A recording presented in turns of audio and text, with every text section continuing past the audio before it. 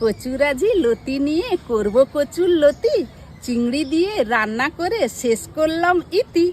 কচুরলতি দিয়ে চিংড়ি বাঙালিদের খুবই পছন্দের এবং ভালো লাগার একটি রেসিপি। প্রথমে কচুরলতিগুলো ভালো করে বেছে নেব। এবার চিংড়িগুলো বেছে ভালো করে ধুয়ে নেব।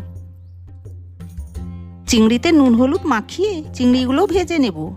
অরিন্দম বসাক, পল্লবী রাহা, মহিমা আক্তার, ধন্যবাদ সবাইকে কমেন্টে নাম দেওয়ার জন্য। নেক্সট নামগুলো পরের ভিডিওতে নেব। নিজেদের নাম লিখে কমেন্টে জানান। কড়াইতে কচুলতিগুলো দিয়ে নুন হলুদ জল দিয়ে সেদ্ধ করে নেব। এবার লতির জল গালিয়ে নেব। কড়াইতে তেল দিয়ে কাঁচা লঙ্কা কালো জিরে ফোড়ন দিয়ে রসুন বাটা দিয়ে কষবো। সর্ষে বাটা দিয়ে নুন হলুদ কষিয়ে লতিগুলো দিয়ে আবারও কষবো। এবার চিংড়িগুলো দিয়ে 5 থেকে 7 মিনিট কষে নিলেই রেডি কচুরলতি দিয়ে চিংড়ি। গরম ভাত এবং কচুরলতি, উফ, যেন অমৃত। কে কে একমত?